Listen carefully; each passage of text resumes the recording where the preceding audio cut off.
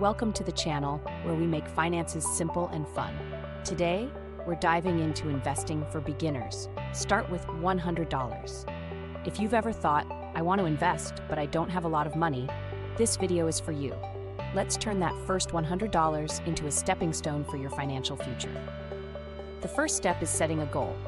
Ask yourself, what do I want to achieve? Is it saving for retirement, a down payment, or growing wealth? Having a clear goal helps you choose the right investment strategy. Investing can feel overwhelming, but it doesn't have to be. Start small and focus on low-risk, beginner-friendly options. For example, ETFs, exchange-traded funds, spread your money across multiple assets, reducing risk.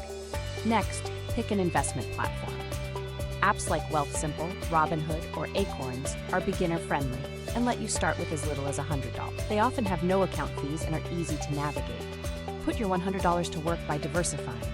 For instance, you can invest $50 in an ETF, $30 in a blue-chip stock, and keep $20 for fractional shares or bonds.